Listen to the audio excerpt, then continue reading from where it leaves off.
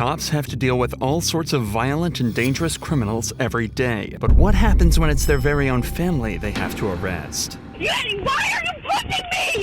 Caitlin, knock it off! This is Officer Kovac, a policeman who didn't approve of his daughter's relationship with 18-year-old Makai Coleman. After tracing his daughter's laptop to the residence, he spotted Makai's car driving by and decided to pull it over. You can get out. You're going to jail. Get out. Have a seat in my car. We'll make shit up as we go. It's immediately clear that this isn't a normal police interaction. That last phrase, "we'll make it up as we go," is obviously unprofessional and quite scary too. Officer Kovac has a personal and emotional connection to this case and has even made an unlawful traffic stop because of it. Even if he did have a valid reason to pull Makai over, he should have radioed for another officer to handle the stop. But instead, he's taking things into his own hands. Any guns, knives, weed on you? What's that? Obviously. Go ahead, get smart before I can do something to you, even more. The passenger side door opening means someone is still in the vehicle, and it turns out to be another of his daughter's friends, but she's still nowhere to be seen. I tell you get out of the car? Did I tell you get out of the car? On a road that flows Toros. Sales advising a white female in a blue jeep, throwing them with a gun. Does your dad know my daughter's in your house? Conveniently, Kovac managed to pull them over right next to the friend's house, so he decided to have a chat with the mother after remembering his daughter's laptop also showed her inside of this house. Why is her computer there? Why would your daughter be in my house? I don't know. So if I check and you're lying to me, you're going to jail. You could check, and I'm not lying to you. She's getting a ticket because she wasn't wearing her seatbelt, so that's going to cost you $20. Then you know what? Get a warrant to my house. That's fine. I will. The woman politely invites Kovac to search her home despite having no legal obligation to. He tells her that because her daughter wasn't wearing a seatbelt, he's going to write them a ticket for $200, causing the woman to revoke her consent to search. It's becoming clear just how much he's willing to abuse his power to solve his own personal issues. So the woman decides to speak up. Hey, you're making this You're being personal. disorderly. How am I being disorderly? She wasn't wearing a seatbelt. I was wearing my seatbelt. You're making this personal. You want to ticket my daughter because you think your daughter is in my No, house. she wasn't wearing a seatbelt. I'm going to call 911. Realizing exactly what's going on, the girl's mother reminds Officer Kovac that what he's doing is both unprofessional and illegal. But in a scramble to prevent the woman from calling his colleagues to the scene, he decides to let her daughter go without a ticket before discovering something nobody could predict. I didn't even see you. Get out of the car. Get in my car. Go ahead, you guys are good. Ma'am, they could go with you. The officer's daughter, Caitlin, had been hiding inside Makai's car the entire time, obviously terrified of what her father might do to her and her friends. It turns out her fear wasn't unfounded, as he proceeds to essentially kidnap his own daughter by forcing her into his vehicle. Get in my car. Goodbye. You can't take me. I am 18. You have to give me a reason. By law, Yanni, why are you pushing me? Are you kidding? Are you kidding? Caitlin! Knock it off! You don't want me! I know! Why you can't do this? Yeah, she did nothing. I'm an adult! Get in the car. She's going to the hospital because she said she was going to kill herself Friday. No, I didn't! Caitlin is essentially being kidnapped here. She's broken no laws and is legally an adult, meaning she can stay or go with anyone she wants. But despite that, he tells her that she has to come with him to the hospital as she needs a psychological evaluation. There's no need to point out just how badly Officer Kovac handled the entire situation. Internal Affairs did that for us. It was quickly concluded that Kovac acted illegally and irresponsibly. During the entire interaction, Kovac was listed as an available unit and was called to a domestic abuse case, but he never responded. Officer John Kovac was later fired from the police department for his unprofessional behavior. But it's not only police officers that can be protective parents, though. Take this example from Vermont, when a 52-year-old father tried using an excavator to attack the officers that were arresting his own kid.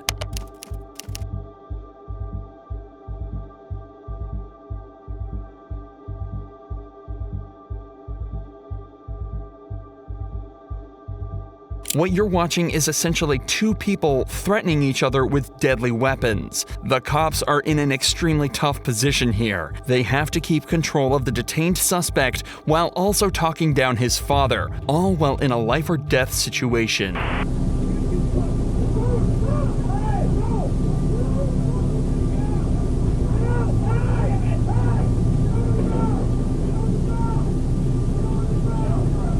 All available units, I've got 343 and 254 in a 1010. Unfortunately, this is where the footage ends. However, you can make out the radio dispatcher informing other officers of a 1010 at the address. A 1010 is a fight in progress, and more units are quickly dispatched to help these two officers take control of the situation and take the entire family into custody. The son was arrested on charges of burglary and assault, while the father was also taken into custody and arrested. In both of these cases so far, a cop's family member hasn't been directly arrested. But this next case shows what happens when a cop has to arrest his own daughter for a DUI.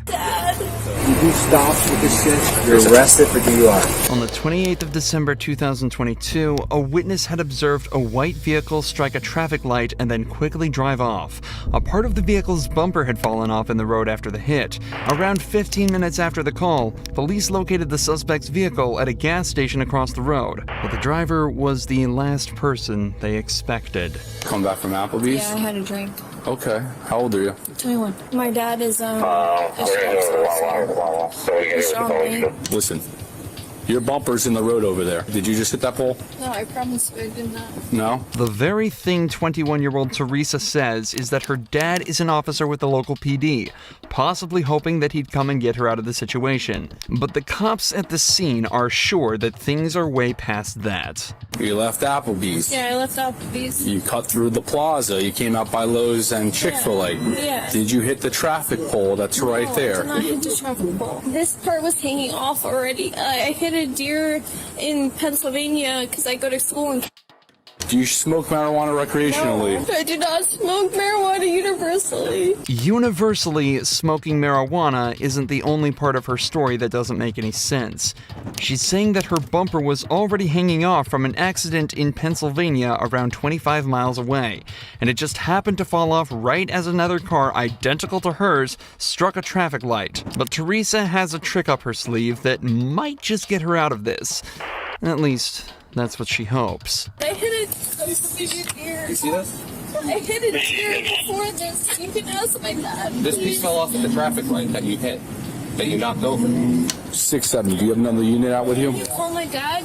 He's a sheriff's All officer. right, hang out. Over the course of just a few minutes, Teresa brings up her dad over 5 times, obviously praying that he'll be able to find a way for her to get out of this. But before he can come to rescue her, the cops are starting to zero in on what really happened and begin to get at least some of the truth from Teresa. Did you drive away because you're scared because you maybe had one drink and you think you're drunk? Yeah. And you might get arrested, but you don't seem like you're drunk? Yes. So you want to just tell the truth? Yes, I'm telling you the So when after Applebee's, did you hit a traffic pole? You can't miss it. It lights up. It's red, green, and yellow. I hit a curb. You hit a traffic signal. No, I hit a curb. Yeah, you went up the curb. You hit the traffic signal. The traffic signal fell down, and you I left. was texting. If you Okay. just call my dad, he would tell you. Well, The sheriff's officer, here's the thing. I Your dad, the promise you. sheriff's officer, wasn't driving your vehicle today. In just this one short conversation, Teresa admits that she did hit something, that she's more intoxicated than they realized, and that she was texting while driving. 3 driving faults that can each come with their own punishment. So now that the truth has come out, the detectives decide to speak with her father, John. But it turns out he's not there to help her. What's going on? Hey, John, how are you? So your daughter hit a traffic pole. Okay. Where's the damage on the car?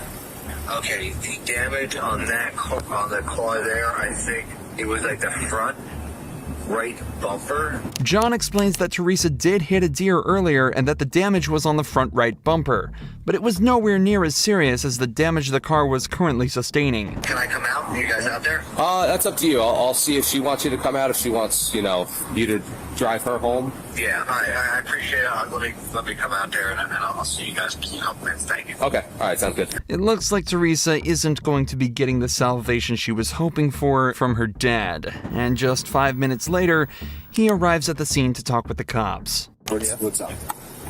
So, what she's saying, like, and where the damage was and everything, doesn't really make too much sense. So, tried to get some more information out of her, but and then that piece of bumper there.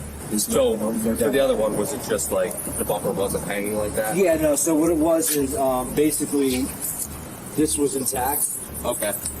This piece was missing, and the scratches here, that's all from the gear that she lost.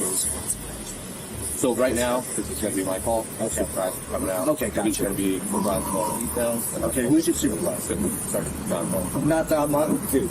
I'm just asking. The cops who were first at the scene almost seem as though they were expecting John to try and make excuses for his daughter, and get extra nervous when he asks who their supervisor is. Obviously, there are countless examples of corruption where officers, especially those in the higher ranks, are able to use their power to prevent their family from getting into trouble. However, the officers quickly realize all he's trying to do is gather all the information on the incident so he can make a fair assessment himself.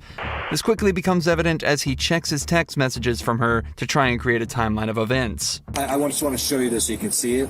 You home 10:39. What do you think? Time do you think that initial call came? Because she probably hit it and was like, "Dad, what the fuck do I do?" Somewhere between 10:45 and 11. That's about right.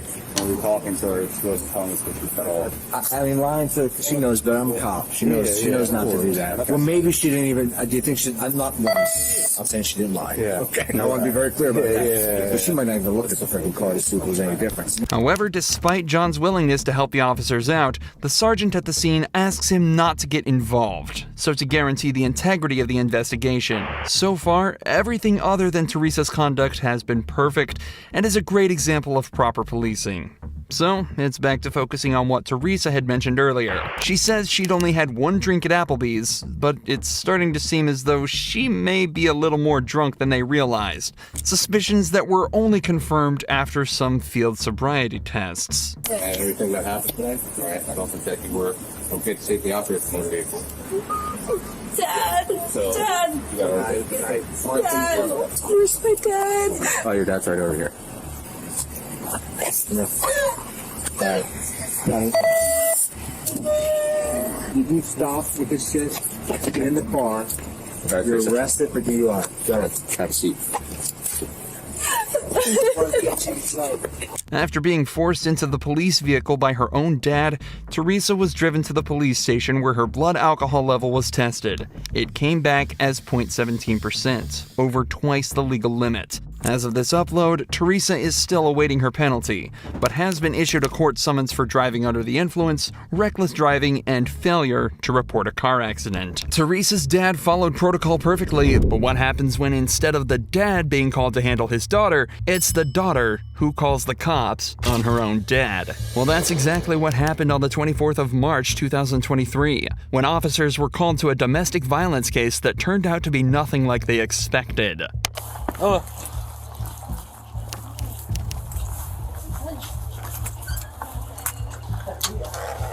Can you put the dog in a room for me? I will. Can you give me? Alright, who called?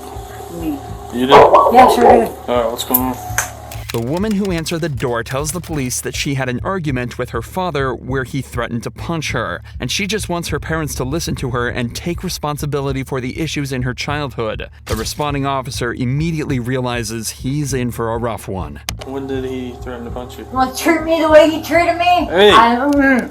Are you talking to me or are you talking to them? No, I'm not talking. You know, I'm talking to her, making faces. What I'm saying though is you need to be talking to me. I have never once called the cops on someone before, and this is the first time, and he deserves it. Okay, well he's gonna go talk to him No, separate. not without me. Okay, then do you want us to conduct an investigation or not? In this time, the cops take her father into a separate room where he explains that his daughter had been screaming at him all day. Apparently, she was blaming him and his wife for decisions she made, and he was getting tired of the problems she's causing them. Despite the toxicity of the situation, things stayed calm, at least until the cops found a marijuana pipe in the daughter's bag. But you have a pipe in there that's commonly used to smoke Why marijuana. don't you take this? As well as the wrapping papers, so... Well, go. That's not your purse. You don't have the Okay, right it's to called get in plain it. view. Go the way. Plain view. Turn around, put Blah, your hands behind blah, your back.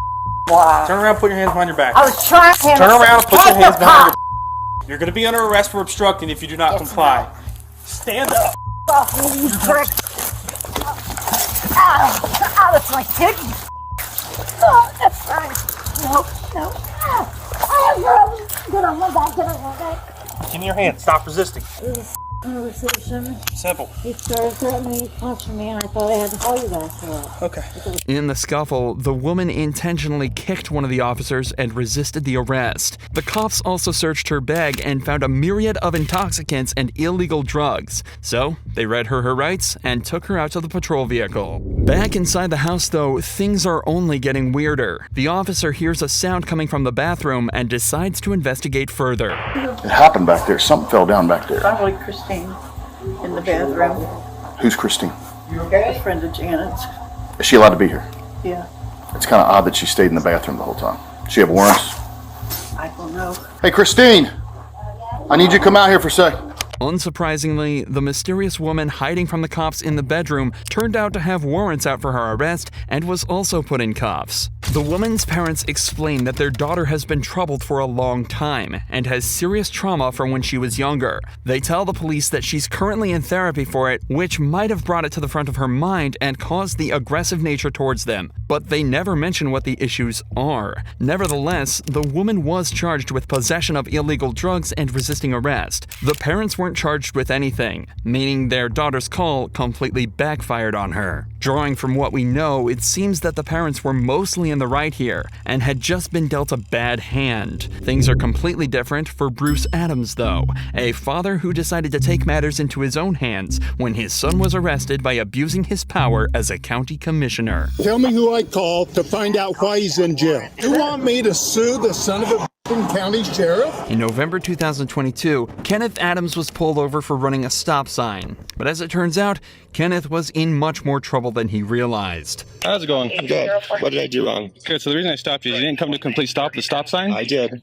And then you didn't have your turn signal on. I sure did. Okay. I know for a fact I had my turn signal on. Okay. That's why I was surprised you were pulling me over, but whatever. The officer then took his license and ran it through the system, where he would discover Kenneth had a warrant out for burglary and theft of a vehicle.